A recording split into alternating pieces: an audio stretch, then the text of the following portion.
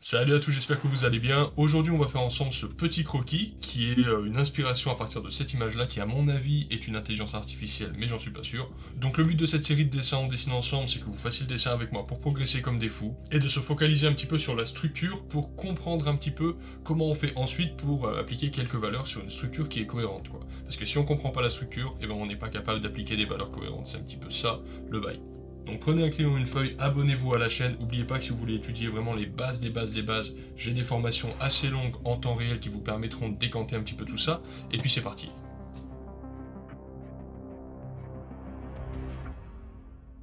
Alors c'est parti, on va commencer comme tout bon portrait à faire une sphère. Ça c'est pas compliqué, ça va représenter la boîte crânienne. Ensuite on va faire l'axe d'inclinaison du visage. Il est à peu près comme ça. Et ensuite, on va même pas se casser la tête à faire une tête Lumi, c'est-à-dire faire le cercle, ensuite la division au tiers, etc. On va faire encore plus simple, on va juste faire exactement comme un casque de moto, c'est-à-dire qu'en fait, le cercle ici, il va venir directement comme ça.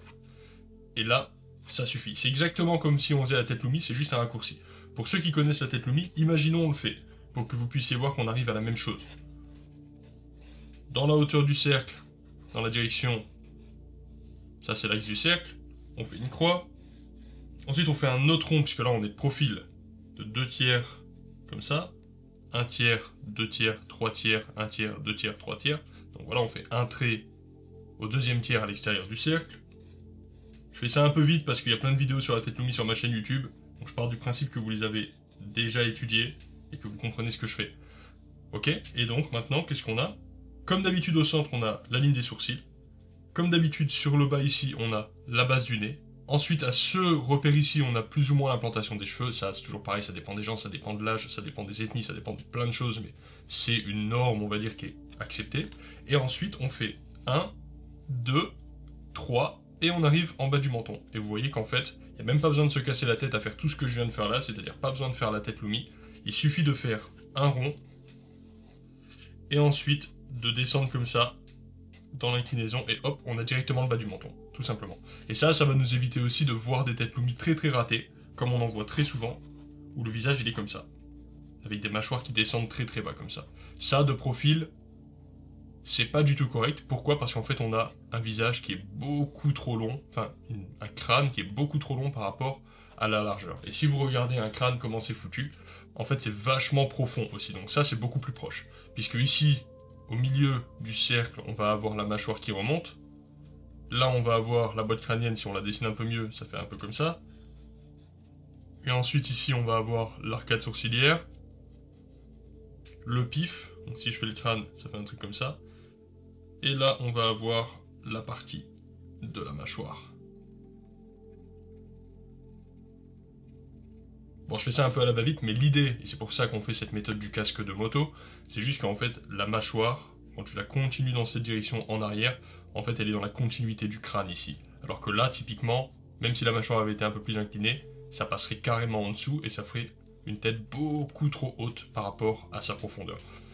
Bref, tout ça pour dire que la tête Lumi, c'est bien de la connaître, mais qu'une fois qu'on l'a pratiquée, qu'on la connaît et qu'on sait la manœuvrer, on peut prendre des raccourcis, et ça, c'en est un qui est très efficace. Bref, donc je sais que sur l'image, on voit pas toute cette partie, en fait, l'image, elle s'arrête à peu près là, mais on s'en fout, on va dessiner le reste aussi, tout simplement parce que pour le bien de l'exercice, c'est mieux de faire l'ensemble du crâne. Ensuite, on va dessiner la partie du visage, la partie qui nous intéresse, finalement. On sait que sur cette ligne-là, la ligne qui est au centre, là, ça, c'est l'arcade sourcilière. Et on sait que cette ligne-là, qui est entre l'arcade sourcilière et le bas du visage, c'est la base du nez. Ça, c'est quasiment pour tout le monde pareil, à quelques pourcentages près. Ça pourrait être ici, ça pourrait être là. Donc là, tout simplement, on peut faire le nez.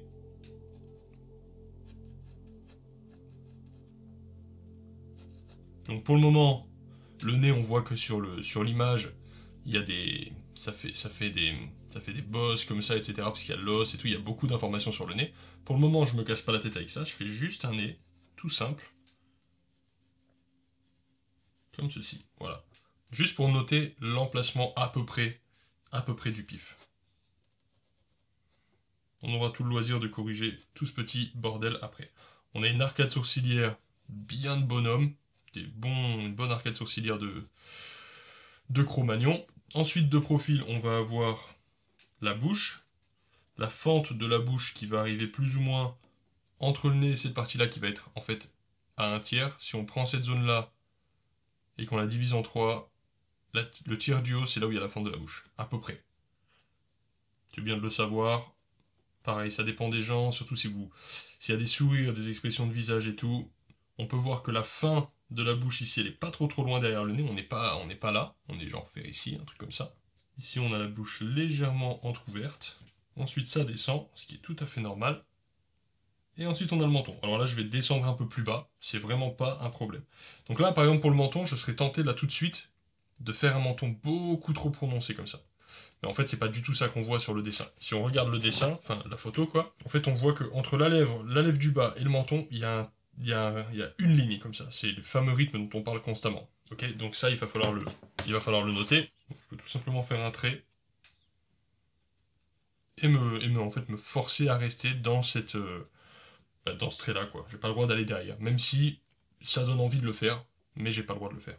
Et ensuite, on voit le bas du cou, qui n'est pas cette ligne. Ça, cette ligne-là, c'est la mâchoire. C'est l'os de la mâchoire. Regardez. Je reprends le dessin. L'os de la mâchoire, il est là. Ça, c'est la peau. C'est le cou, quoi, tout simplement. C'est le dessous, en fait, de la mâchoire. Et c'est rond. Ça suit pas complètement l'os. Faudrait vraiment être très très mince, très très mec pour que ça suive vraiment cette frontière-là. Et quand on voit certaines personnes qui sont plus en chair, on peut avoir même carrément cette zone-là qui disparaît complètement. Et vous voyez, de suite, dès que je fais ça, les personnes âgées également, on peut voir des drapés de peau qui tombent du cou, bon, ce genre de truc. Donc ça, pareil, ça va dépendre des gens, quoi. Mais sur un personnage qui va être, on va dire, entre guillemets, ni trop gros ni trop maigre, là, il y a l'os, et en dessous, on a le cou. Ça, c'est très important. Ensuite, on va avoir la base du cou. On peut voir que la base du cou, quand on la dessine comme ça, en fait, elle arrive à peu près sur l'extérieur de l'œil. Voilà, ça suffira de faire cet à peu près là pour le moment. Et ici, on peut voir un trait qui vient comme ça, et toute cette zone-là, qui est en fait vachement lumineuse sur le dessin, parce que c'est une ombre atmosphérique qui remonte et qui éclaire ce plan sur le dessin.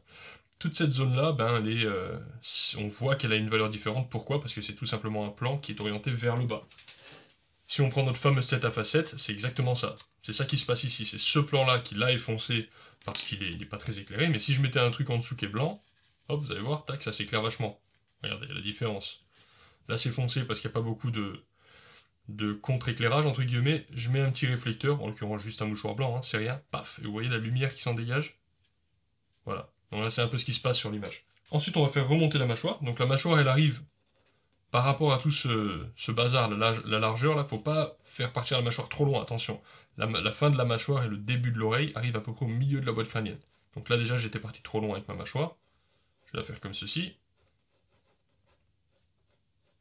Tac. Et là, entre ce trait et ce trait, on va faire l'oreille. Donc l'oreille, elle suit pas vraiment l'axe, elle est un petit peu comme ça. Et plutôt, elle suit en fait un peu plus la dynamique de la mâchoire. Elle est un peu penchée. Bon, un peu, ça dépend des gens, voilà.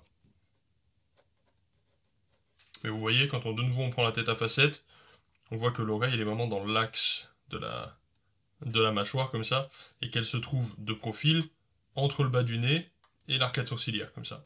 Et c'est exactement ce qu'on a fait là, hein. Arcade sourcilière, ligne de l'arcade sourcilière, ligne du bas du nez, l'oreille qui se met entre les deux. C'est les proportions du visage standard, quoi, on va dire. Bon, alors maintenant, on va dessiner l'œil. Alors l'œil, évidemment, c'est la partie à la fois la plus importante et une des parties les plus difficiles. Donc je vais essayer de dessiner un peu la dynamique de l'arcade sourcilière ici. Et de profil comme ça, je vais pas aller trop loin là-bas. Je vais m'arrêter à peu près là, comme ça. On va faire cette zone-là, en fait. Toute cette zone-là, c'est le renfoncement dans lequel l'œil se trouve. Comme ici, regardez. C'est ça qu'on est en train de faire là. Vous voyez que c'est plus ombragé ici. Et on peut utiliser cette ligne-là. Et puis ici. Et ensuite, on part de l'oreille. Alors ça, c'est un peu technique, je suis désolé. On part de l'oreille en haut et on fait ce rythme-là comme ça. Tac. Ça, c'est des trucs que vous voyez hein, sur mes formations portraits. On parle de ça. Et aussi sur mes bouquins, on en parle. Enfin, sur mon prochain bouquin qui sort le 17 octobre d'ailleurs, on en parle. Et là, cette ligne-là, c'est ça. C'est ça, tac, ensuite on descend là, tac, et ensuite on revient là. Et vous voyez que toute cette zone-là, elle est à l'ombre. C'est normal, c'est la ligne qui définit le côté du visage au devant du visage. Elle est ici, là. Tac, tac, tac, comme ça. Bon, là, c'est minimalisé, donc il y a moins de détails. C'est fait exprès, hein, c'est pour apprendre. Mais vous voyez dans l'idée, dans tous les cas, vous voyez que là, c'est foncé et que le devant est clair, quoi. Bref, du coup, bah, pour le fun, je peux m'amuser à mettre un petit gris ici. Et ensuite, on va faire l'œil. Donc l'œil de face, comme vous le savez, hein, il suit... comment dirait-on? Il suit la limite du nez. Par exemple, on fait un nez de face. Voilà, ça c'est le pif, comme ça. Et bien la base de l'œil, enfin le canal lacrymal, se trouve en fait au niveau de la largeur du pif. Ça, tout le monde le sait. Voilà. Si vous le savez pas, bah, checkez plein d'autres vidéos, il y en a plein comme ça. Mais là, c'est un peu différent, parce que vu qu'on est de profil, ça va se passer derrière. En fait, l'œil, il est enfoncé à l'intérieur de la boîte crânienne. Et on va organiser les paupières autour du globe oculaire. Et le globe oculaire, globalement, il est comme ça, enfoncé dans le crâne, vous voyez? Dans ce coin-là. Je pense que là, mon globe est un peu gros, mais c'est pour que vous voyez que la sphère, en fait, est vraiment dans le crâne. Et autour de cette sphère, comme ça, il y a un morceau qu'on va voir, bah, c'est les yeux, hein. Et après, on va faire les paupières qui s'enroulent autour. Donc ça, c'est pas évident, parce qu'il faut vraiment dessiner l'épaisseur de la paupière qui s'enroule autour de la sphère. Et ça fait partie des trucs un peu techniques dans le portrait, voilà, c'est comme ça. Il en faut. Donc si je le redessine un peu plus fort, juste pour que vous puissiez voir mieux, là on a le morceau du globe oculaire qu'on voit, puisque sinon bah, on serait aveugle. L'épaisseur de la paupière qui vient derrière le globe oculaire.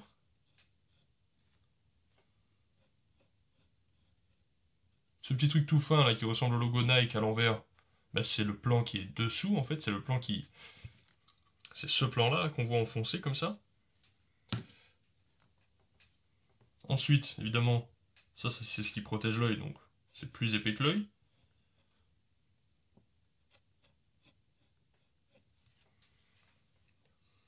Et ensuite, pour le paupière du bas,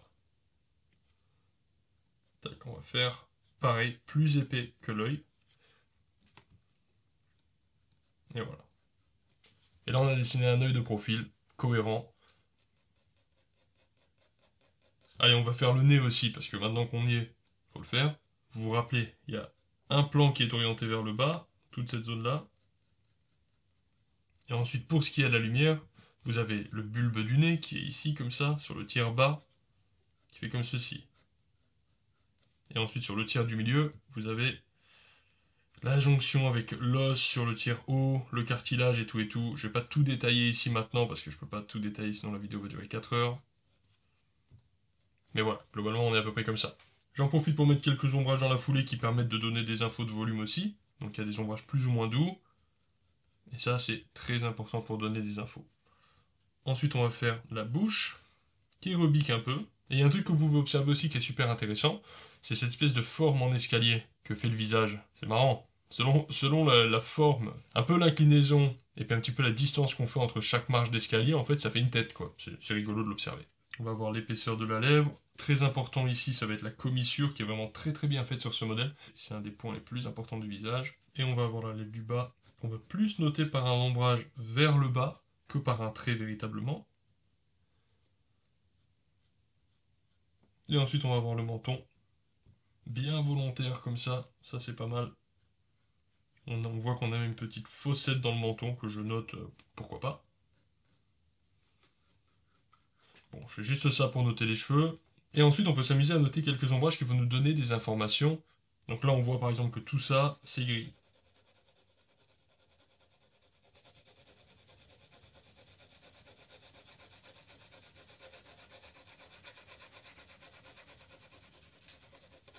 Ok. Toute la lèvre, et sur le bas, cette partie-là aussi, c'est gris. Là aussi, c'est gris. Il faut bien comprendre que les variations de valeur, une variation de valeur égale à une variation dans le volume. Donc tout ça, c'est ultra important de le noter.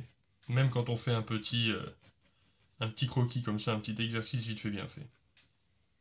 Donc je vais gommer un peu les parties des facettes qui sont grises et qui sont censées être à la lumière, parce que dans les erreurs de mon dessin, j'ai mis du gris à des endroits où il fallait pas, c'est pas grave. Hein. Et je vais rajouter un peu de blanc directement, de sorte à rajouter un petit peu des lumières un peu plus vives avant de faire trop de gris. Juste parce qu'en fait, le blanc sur le gris, en fait, ça marche pas. Donc, il faut d'abord gommer, mettre du blanc et ensuite mettre du gris.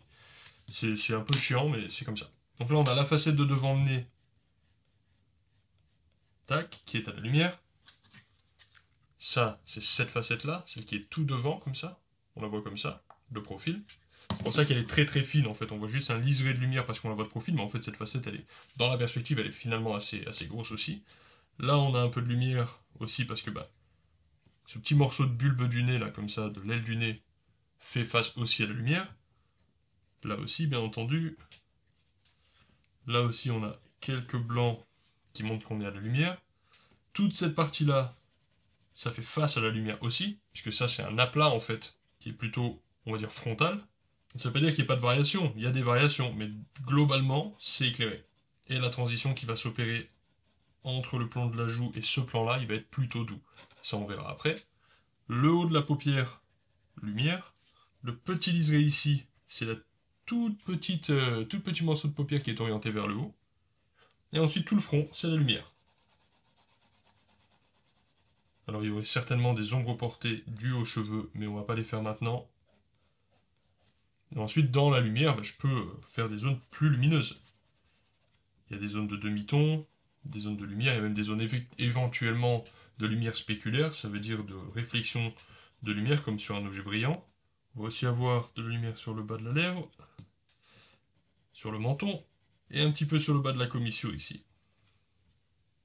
Maintenant, je vais utiliser cet outil qui est un genre d'estompe, en fait, juste pour adoucir un peu les gris que j'avais fait avant. Ça augmente le rendu, et puis ça augmente la densité des gris très très rapidement. Attention de ne pas le faire sur le blanc, comme je viens de le faire ici, ça va pourrir mes blancs. Et maintenant que c'est fait, je vais juste prendre ce qu'on appelle le terminateur, donc le terminateur ou le terminator, ou la bosse de l'ombre, ou moi j'aime bien l'appeler la frontière clair-obscur. C'est tout simplement la limite entre l'ombre et la lumière. Regardez ma main ici. Ça c'est à la lumière, ça c'est à l'ombre, et bien la limite c'est ça. Si soudainement je fais ça, tac, maintenant il y a une autre limite, elle est ici. Voilà. Si je fais ça, il y a une limite, elle est là. Maintenant il y a une limite, elle est là. C'est juste tout simplement une partie à l'ombre, une partie à la lumière, et cette jonction entre les deux, ça s'appelle la bosse de l'ombre, ou le terminator en anglais, ou la frontière clair-obscur, comme j'aime bien personnellement l'appeler.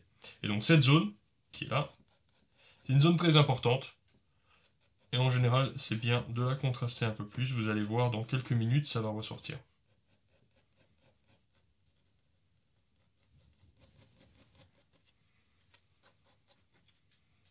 Vous voyez que je fonce pas cette zone en faisant des traits, je fonce cette zone en faisant des hachures qui se croisent et donc qui donnent un petit peu un flou et qui petit à petit, en fait, foncent cette zone, mais sans faire un truc trop net.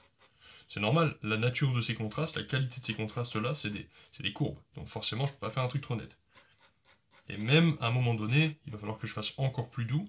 Et cette douceur, elle va aussi venir s'inscrire à l'intérieur de la zone qui est à la lumière, comme ça. Dans les demi-tons de lumière. Bon, ça, après, c'est du rendu. C'est un peu autre chose que le croquis. Mais vous voyez, petit à petit, comme le volume, il apparaît de plus en plus rond. C'est le but. Je fais une petite silhouette vite fait avec les cheveux, je me casse pas trop la tête. Dites-vous bien un truc, c'est que le crâne, s'il est là, les cheveux ils sont par-dessus. Voilà. Faut pas faire un crâne trop petit avec des cheveux trop petits, ça fait bizarre. Des cheveux, même parfois, ça peut prendre beaucoup de volume, et c'est pas choquant, c'est normal. Donc faut pas hésiter à les étendre après l'os. De toute façon, c'est comme ça que c'est dans la nature, hein, donc il faut le noter. Le dessin, c'est beaucoup observer la nature, comprendre comment elle fonctionne, et trouver des solutions pour le rendre, et notamment créer l'illusion de la 3D sur du papier. Mais finalement, c'est ça les fondamentaux, c'est beaucoup de la compréhension des phénomènes naturels, des phénomènes physiques de la lumière, etc. Ensuite, on va faire un peu plus le nez. On voit qu'il y a la facette qui est vers le bas, qui est très très à l'ombre. Donc pareil, je travaille la frontière clair-obscur. Et à l'intérieur de cette zone d'ombre, il va y avoir l'ombre portée du nez, qui est vraiment sous, qui est dessous comme ça, qui est à l'intérieur de la zone d'ombre. La zone d'ombre, c'est pas le début de la narine, attention. La narine, elle est dessous. Et ensuite, sur cette zone-là du nez, ça c'est vraiment des zones très très très intéressantes. Pourquoi? Parce que il y a de l'ombre et il y a de la lumière en même temps. On est vraiment dans les moments où on entre, regardez, si on prend le volume là comme ça, par exemple là, si on regarde cette facette du nez, qui est à la lumière, elle est pas à la lumière la plus directe, mais elle est quand même à la lumière, et quand je vais tourner, là on commence à entrer voyez, dans la pénombre, il y a encore de la lumière qui touche un peu, tac tac, et là ça commence à disparaître, et boum, on chute dans l'ombre. Et il y a un moment donné où l'ombre ou la lumière se côtoient un petit peu. Voilà, dans cette zone-là, en fait, on sait pas trop, c'est un peu les deux, et c'est des zones en général qui sont assez compliquées à travailler, mais qui sont vraiment super sympas parce que c'est là qu'on peut faire des liens entre les deux pour éviter aussi de faire des dessins qui sont avec des contrastes trop violents qui sont pas toujours opportuns. Parce que ce qui est important dans le dessin, surtout quand on veut rendre des volumes réalistes, c'est de mettre les bonnes valeurs aux bons endroits, les bons clairs, les bons foncés, mais aussi faire les bonnes transitions entre le foncé et le clair. Et ça prend forcément un peu de temps. Pareil sur le front, on va avoir un peu plus de gris comme ça qui va monter dans le front. Alors là, typiquement, j'utilise un autre crayon, c'est un crayon H.